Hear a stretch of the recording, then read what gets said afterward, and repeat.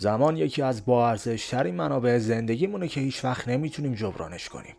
شاید روزها با این حس از خواب بیدار بشیم که امروز باید خیلی کار کنیم، اما وقتی شب میشه تازه متوجه میشیم که وقتمون چطور از دست رفته. این یکی از بزرگترین مشکلاتیه که بیشتر ما باهاش روبرو هستیم. احساس این که زمان زیادی رو از دست میدیم و وقتی نگاه میکنیم میبینیم که هیچ چیز به خصوصی رو انجام ندادیم. البته همه ما اینجوری پیش نمیریم، ولی خیلی وقتا این اتفاق به طور ناخودآگاه میفته. هر روز هممون به دنبال این هستیم که کارهای بیشتری رو انجام بدیم، اما زمان به سرعت از دست میره و هیچ وقت نمیتونیم از اون بهره کامل رو ببریم.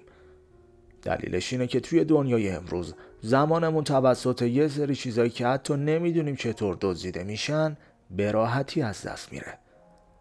تو این ویدیو میخوایم 5 دزد زمان رو معرفی کنیم که به طرز عجیب و غریبی زمانمون رو میدزدن، بی اینکه حتی متوجه بشیم.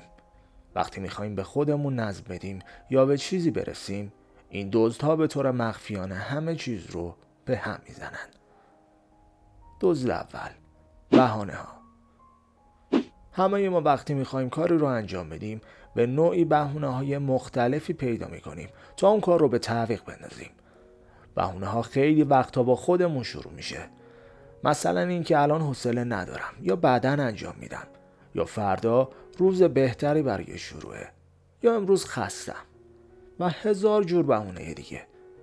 اینها همه مثل یه سیستم دفاعی عمل میکنن که ذهنمون رو از انجام کاری که باید منصرف میکنه. این بهونه ها در ابتدا بی ضرر به نظر میرسه، اما وقتی هر روز اونها رو استفاده کنیم میبینیم که چه ضررهایی به زمانمون وارد میکنه. این بهانه ها معمولاً وقتی ایجاد میشن که احساس میکنیم کارهامون خیلی سخت و سنگین یا خسته کننده است. وقتی میخوایم کاری رو انجام بدیم که نیاز به تلاش ذهنی یا جسمی زیادی داره، سریع به ذهنمون میاد که بهتره از انجامش منصرف بشیم. به خصوص وقتی که هدف بزرگی داریم. مثلا میخوایم پروژه بزرگی رو شروع کنیم یا هدف سلامتی بزرگی رو دنبال کنیم. به جای شروع به انجام کار به خودمون بهونه میاریم که الان وقتش نیست یا خیلی دیر شده. این بهونه ها توی لحظاتی که بیشتر نیاز داریم به حرکت در بیایم میتونن بزرگترین دزد زمان بشن. دزد دوم، شبکه‌های اجتماعی. شبکه‌های اجتماعی یکی از بزرگترین و شایع‌ترین دزدهای زمان در دنیای امروزه. ما معمولاً وقتی از خواب بیدار میشیم گوشیمون رو چک میکنیم و همونطور توی اینستاگرام، تلگرام یا سایر شبکه‌های اجتماعی میچرخیم و متوجه نمیشیم که وقتمون چطور در حال هدر رفتنه. یه لحظه به خودمون میگیم فقط 5 دقیقه دیگه، ولی 5 دقیقه خیلی راحت تبدیل میشه به 1 ساعت. این شبکه‌ها به گونه‌ای طراحی شدن که ما رو درگیر خودشون کنن و تمام توجهمون رو به سمت خودشون بکشن. شبکه‌های اجتماعی این توانایی رو دارن که تمرکز ما رو از اهداف اصلیمون دور کنن و باعث بشن که تمام روزمون رو بی‌دلیل تلف کنیم. معمولاً می‌بینیم که وقتی وارد این فضاها میشیم، هر چیزی که می‌بینیم یه جور جلب توجه میکنه. مثل ویدیوهای جذاب، پست‌های سرگرم کننده، اخبار فوری و هزاران محتوای دیگه. حتی ممکنه وقتی از یک پست به یک پست دیگه میریم یادمون بره که هدف اصلی چی بوده. این شبکه‌ها نه تنها وقتی که داریم از اونها استفاده میکنیم رو میدزدن، بلکه حتی بعدش ممکنه ذهنمون درگیر باشه و تمرکز رو از کارهای مهمترمون بگیره. دزد سوم، کارهای بی هدف و بی منظور. همه ما ممکنه زمانهایی داشته باشیم که کاری رو فقط برای پر کردن وقت انجام بدیم. مثلا در حالی که میدونیم کار خاصی باید انجام بدیم، شروع به کارهایی میکنیم که هیچ هدف خاصی ندارن. مثلا ساعتها تلویزیون میبینیم یا توی اینترنت دنبال اخبار بیفایده میگردیم.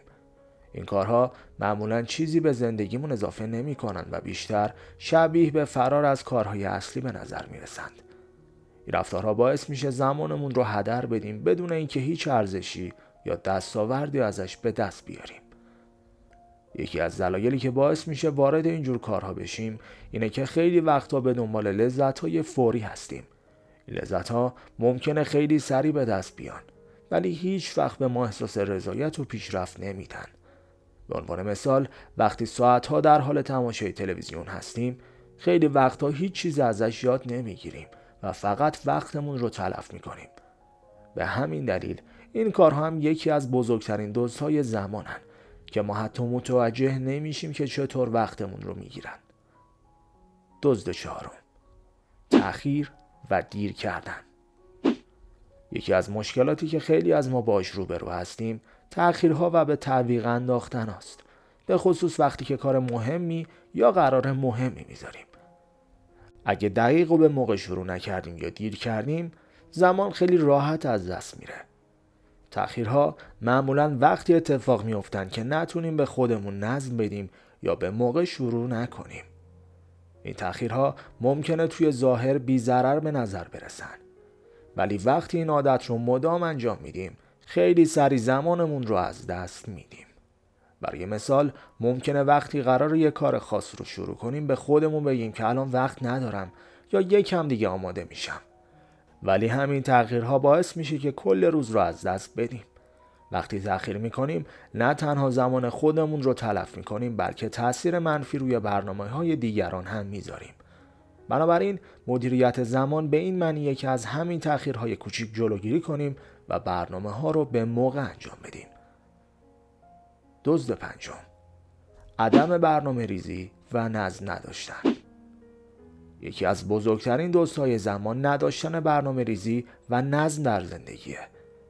وقتی که روزمون رو بدون هیچ برنامه‌ای شروع می‌کنیم به سرعت وارد بی‌نظمی میشیم. در این وضعیت بیشتر به جای اینکه کاری رو با هدف خاصی انجام بدیم صرفاً کارها رو به صورت تصادفی انجام میدیم. مثلا ممکنه به جای انجام کاری که اولویت داره وارد یک فعالیت بیفایده بشیم.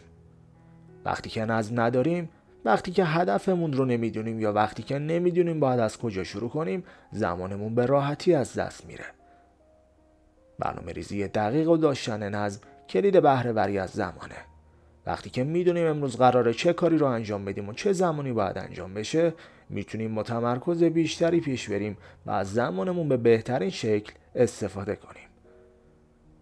در نهایت وقتی از 5 دزد زمان صحبت میکنیم منظور اینه که باید حواسمون رو جمع کنیم.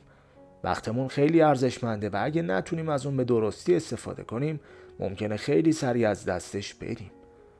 این 5 دزد زمان میتونن به راحتی زمانمون رو بدون اینکه متوجه بشیم از بین ببرن.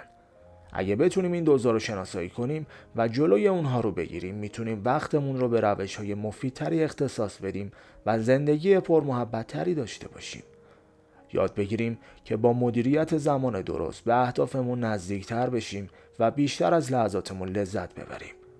وقتی که زمان رو کنترل کنیم میتونیم به بهترین نسخه از خودمون تبدیل بشیم و زندگیمون رو به سمت موفقیت هدایت کنیم. امیدوارم این قسمت از پادکست اوج هم مورد توجهتون قرار گرفته باشه. ممنون میشم با لایک ها و کامنتتون از پادکست ما حمایت کنید و نظرتون رو توی بخش کامنت ها بنویسید. و در پایان مثل همیشه در اوج باشید.